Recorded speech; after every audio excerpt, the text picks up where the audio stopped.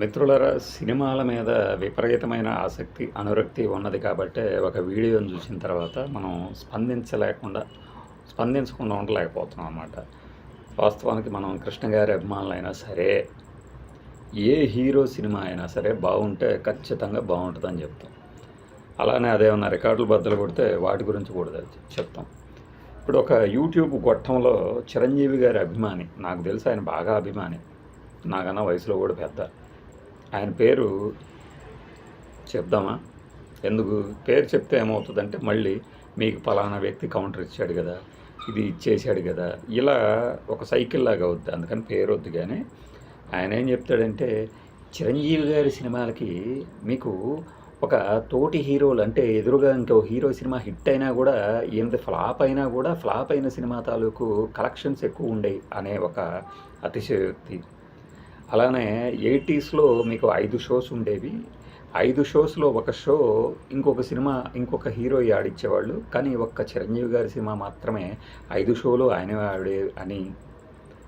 95లో రిక్షావాడు utter flop అయిన తర్వాత 97 హిట్లర్ వచ్చేంత వరకు చిరంజీవి గారి పాత సినిమాలు మళ్ళీ మళ్ళీ రిపీట్ రన్లో ఉమ్మడి ఆంధ్రప్రదేశ్ మొత్తం దున్నేశాయంటే ఎదురు యాంకర్ గారేమో అవునా, ఓహో అప్పుడే ఉండేదా ఈ రిలీజ్ ట్రెండ్ అనడం. మళ్ళీనేమో ఈయన వీసీడీల గురించి చెప్తూ అప్పట్లో మీరు చిన్న నుంచి పెద్దగా పెరుగుతూ ఉంటారు అనడం. వీసీఆర్లు చూసిన పిల్లలు మళ్ళీ ఓహో అప్పుడే ఆ ట్రెండ్ ఉండేదా అంటానికి 95 ఎంత పెద్ద ట్రెండ్. అంటే నాకు ఆ అతిశయోక్తి అలంకారం వాడేసరికి మనం మాట్లాడాలి అనిపించింది అనమాట. అంతేగాని చిరంజీవి గారి సినిమాలు తక్కువ చేయాలని కానీ, లేకపోతే ఆయన సాధించిన కలెక్షన్ల రికార్డులు మనం తక్కువ చేయటం కానీ కాదు. మనం ఒకవేళ తక్కువ చేసినా కూడా నిజం కాకుండా పోదు. విషయం ఏమిటంటే, చిరంజీవి గారి ఫ్లాప్ సినిమాలకు కూడా అద్భుతంగా కలెక్షన్స్ వచ్చాయి. అసలు ప్రొడ్యూసర్ల కన్నా ఇంకొక మాట ఆయన ఏమన్నాడంటే, చిరంజీవి గారికి ఇచ్చే రెమ్యూనరేషన్కి వచ్చే కలెక్షన్స్కి సంబంధమే ఉండేది కాదు. చిరంజీవి గారి రెమ్యూనరేషన్ కన్నా కూడా 5-6 రెట్లు ఒక ప్రాంత డిస్ట్రిబ్యూటర్కే వచ్చేది లాభం అంటాడు ఆయన. నాకు ఒక విషయం అర్థం కాదు, అసలు రెమ్యూనరేషన్కి వచ్చే కలెక్షన్స్కి సంబంధం ఏంటి? ఇప్పుడు 150 కోట్ల రూపాయలు కలెక్షన్ చేసిందంటే ఈయనకి ఒక 70 కోట్లు ఇచ్చేసేయాలా? పెట్టుబడి పెట్టే నిర్మాత కదా దాని మీద లాభం వచ్చేది. పోనీ లాస్ వస్తే నిర్మాతకి ఏమైనా తిరిగిస్తారా? ఇచ్చిన దాఖలాలు ఉన్నాయా? అడుగుతున్నా అంతే. Okay, fine. ఇక మనం వెనక్కి వెళ్ళటం అంటే చైర్లో కాదు. మనం 80స్లో నాకు తెలిసి, మరి నేనెప్పుడు 5 ఆటల సినిమాలను చూడాల. నాకు తెలిసినంత మాత్రం లేదు అని నేను అనలేను. 5 షోలు నేను మార్నింగ్ షో చూసేవాడిని, మ్యాట్ని చూసేవాడిని, ఫస్ట్ షో చూసేవాడిని, నైట్ షో కూడా చూసేవాడిని.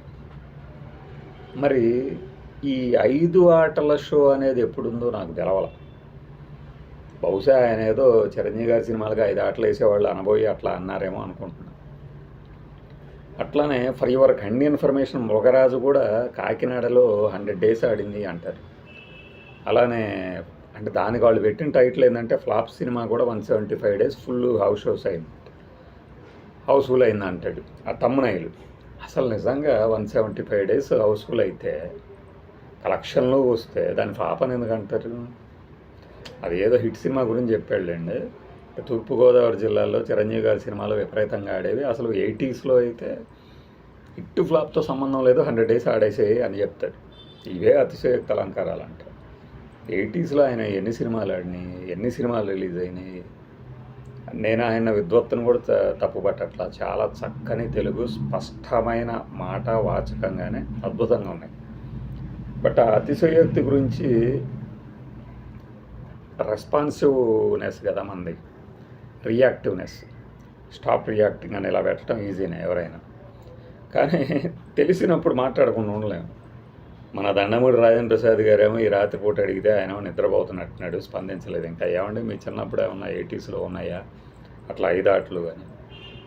అంటే బహుశా మాకు స్వాతంత్రం వచ్చింది, గాంధీ పుట్టిన దేశం, ఈ సినిమాలు ఆడిచ్చే ఉదయం 8:30 మార్నింగ్ అను నూన్ షో అంటే 11 గంటలకు ఆడేది, అట్లా ఏమన్నా అనుకున్నారు ఆయన? తెలియలే నాకు. మరి అంటే ఏమవుతుంది మరి? నిజంగానే అప్పట్లో 5 ఆటలు ఉండేవే అంటే మనకి అభిమానము అనేది కొద్దిగా ఎక్కువైనప్పుడు ఏమవుతుందంటే మన హీరో గురించి నేనేమి ఇక్కడ ఆయన గురించి తక్కువ చేసి మాట్లాడట్లా, చిరంజీవి గారి గురించి తక్కువ చేసి మాట్లాడట్లా, at the same time Chiranjeevi గారి సినిమాల గురించి మాట్లాడిన ఆయన గురించి తక్కువ చేసి మాట్లాడట్లా. మరి ఒకవేళ ఆయన చెప్తున్నటువంటి for your kind information Mogaraju 100 days ఆడింది కాకినాడలో అంటే, ఒకవేళ 100 days ఆడితే మాత్రం మిగిలిన చోట్ల నిర్మాతకు పడిన నష్టాన్ని ఎలా పూడ్చగలరు? At the same time remuneration విషయానికే వస్తే అసలు ఆయన రెమ్యునరేషన్కి తీసే కలెక్షన్లకి సంబంధమే ఉండేది కాదంటే, సినిమా కలెక్షన్స్ మొత్తం హీరో గారి రెమ్యునరేషన్తో సమానమైతే ఇక లాభం వచ్చేది అట్లా. పోనీ సగమైన లాభం ఏంటంటే పెట్టుబడి ఎంత నిర్మాతది, ఆ ఖర్చుల తర్వాత పబ్లిసిటీ ఖర్చు ఎంత, చివరికి ఆయనకు వచ్చేది ఎంత, రిస్క్ ఎంత, రివార్డ్ ఎంత, అట్లాంటిది పోయి రెమ్యునరేషన్ గురించి గొప్పగా చెప్పడం. అసలు కృష్ణ గారు, ఎన్టీఆర్ గారు, ఏఎన్ఆర్ గారు, శోభన్ బాబు గారు ఈ నలుగురు ఎన్ని రోజులు రెమ్యునరేషన్ పెంచకుండా ఉన్నారు? కృష్ణరాజు గారు పట్టుబట్టి భారతంలో శంకరాభానికి 25 లక్షలు ఎలా తీసుకున్నారు? ఎన్టీఆర్ గారు 25 లక్షలు ఎప్పుడు తీసుకున్నారు? ఏఎన్ఆర్ గారి విషయం ఏంటి? శోభన్ బాబు గారు పట్టుబట్టి నేను ఇంతే తీసుకుంటా అని చెప్పడం, ఇవన్నీ కాలానుగుణంగా వాళ్ళు తీసుకున్న నిర్ణయాలు. ఫైన్, నా సినిమాలు ఇంత కలెక్ట్ చేస్తున్నాయి కాబట్టి నాకు ఇంతే కావాలని రెమ్యునరేషన్ అడిగితే రేపొద్దున సినిమా పోతే నువ్వేమన్నా ఇస్తావా? నిర్మాతకి ఇవ్వవు కదా. ఇది ఆయనకు తెలియకేం కాదు ఆ మాట్లాడిన ఆయనకి. మనకి రియాక్టివ్నెస్ ఎక్కువ కదా, అందుకని మాట్లాడుతున్నాం. చిరంజీవి గారి సినిమాలని తక్కువ చేసేది లేదు. ఎందుకంటే ఆ రికార్డులే. మనం నిజం చెప్పినా చెప్పకపోయినా నిజమే కదా. ఇంకొకటి డిస్ట్రిబ్యూషన్స్. ఇప్పుడు డిస్ట్రిబ్యూటర్లు అసలు ఈయన ఎవరు కొడితే గొప్పగా చెప్పాడు, లక్ష్మీ ఫిలిమ్స్ లింగమూర్తి గారి గురించి. ఆయన వజ్రాయుధం సినిమా తీశాడు, ఆ తర్వాత కిరాతకుడు తీశాడు చిరంజీవి గారితో. మరి ఆ సినిమా పరిస్థితి ఏంటి? ఇప్పుడు మృగరాజు గురించే చెప్పాడు కదా, నిర్మాతలకి డిస్ట్రిబ్యూటర్లకి భలే లాభాలు వస్తాయి ఆయనకి ఫ్లాప్ అయినా కూడా అని. ఆయన మరి దేవివర ప్రసాద్ గారి అంత్యక్రియలకి మెడ్రాస్లో ఉన్న ఫిల్మ్ డెవలప్మెంట్ కార్పొరేషన్ ఎందుకు డబ్బులు ఇవ్వాల్సి వచ్చింది? ఫిల్మ్ ఛాంబర్ మెడ్రాస్లో అంత్యక్రియలకి ఇక్కడ ఎవరిని తప్పు పట్టట్ల, మామూలుగా అడుగుతున్నాం. ఆ సినిమానే హిట్ అయి ఉంటే, ఆయన ఆర్థికంగా అంత దెబ్బతినకపోయి ఉంటే ఏమయ్యేది? మరి ఎందుకు అలా అయింది? ఇంకా నిర్మాతల పాలిటి కొంగు బంగారంగా ఉన్నటువంటి శ్రీహరి ఎన్ని సినిమాలు చేశారు చాలా తక్కువ టైంలోనే? 40 సినిమాలు దాకా చేశాడు హీరోగా ఆయన. ఎందుకు? పెట్టిన పెట్టుబడికి డబ్బులు వచ్చేస్తున్నాయి చాలు, నాకు ఇంకా వేరే పెద్ద పెద్ద సూపర్ స్టార్లు, మెగాస్టార్లు అవసరం లేదనుకున్నారు వీళ్ళు. అది కదా. రిపీట్ రన్ గురించి చెప్తారు ఆయన. 95లో రిక్షావాడు వచ్చింది, ఆ తర్వాత అసలు ఆంధ్రదేశం మొత్తం చిరంజీవి గారి సినిమాలు ఆడినాయి, భలే ఆడినాయి, విపరీతంగా ఆడినాయి. మాది నరసరావుపేట, గుంటూరులో. నాకు తెలిసి రిపీట్ రన్లో చిరంజీవి గారి సినిమాలు ఏమొచ్చినాయో చెప్పమానండి. 95 నుంచి ఇది రిక్షావాడు పోయిన దగ్గర నుంచి హిట్లర్కి వచ్చే మధ్యలో నరసరావుపేటలో ఒక్క సినిమా కూడా చూడలేను నేను చిరంజీవి దాటం. షూర్, అంత గొప్పగా. రిపీట్ రన్ అంటే రిపీట్ రన్ను అప్పట్లోనే ఉండేదా? రిలీజ్ అంటారు. ఎక్కడ రిలీజ్ చేశారు? రిలీజ్ చేయడం అంటే ఇదిగో రిలీజ్ అవుతుంది అని చెప్పి ప్రకటించడం రిపీట్ రన్లు ఆయన చెప్పేది. రిపీట్ రన్లు అయితే కృష్ణ గారి ఎన్ని ఉన్నాయి, ఎన్టీఆర్ గారు ఎన్ని ఉన్నాయి, ఏఎన్ఆర్ గారిది ఎంత ఉంది, శోభన్ బాబు గారిది అయితే అదేది కాంబోజరాజు కథ, శరాబంది రాజు కథ. అదైతే రిపీట్ రన్లో విజయవాడలో 250 రోజులు ఎన్నో ఆడిందని చెప్తారు. మనం కూడా ఒక వీడియో చేసాం, అది నిజంగా దాని తర్వాత చెప్పారు. రిపీట్ రన్ల గురించే మాట్లాడుకుంటే వాళ్ళందరూ ఉన్నారు కదా అజ్జులు. అంత మాత్రం చేత చిరంజీవి గారి సినిమాలు తక్కువ చేయడం కానే కాదు. వాళ్ళ ఫ్యాన్స్ కనుక ఎవరైనా చూస్తే ఈడేంటి మన చిరంజీవి గారిని ఎలా అంటున్నారు? చిరంజీవి గారే, అందులో తిరుగులేదు, లెజెండ్ అంతే. ఎప్పటికీ 2 పాటలే చెప్తూ ఉంటాను కదా నేను.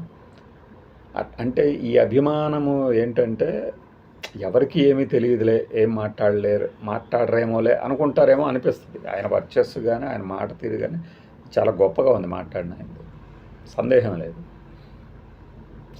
లేదు. బట్ ఈ 5 ఆటలు ఆడిన రోజులు ఎప్పుడున్నాయి అంటే నాకు తెలియదు కాబట్టి తెలియదు అనట్లేదు, తెలియదు అంటున్నా, లేవు అని చెప్పట్లేదు. ఇది మన మిత్రులతో పంచుకోవాలనిపించింది అన్నమాట. సరదాగా సినిమాల ఐటమ్లే కదా, తక్కువ చేయట్లే ఇక్కడ, ఒకసారి చెక్ చేయమని చెప్తున్నాను అన్నమాట. అది సంగతి.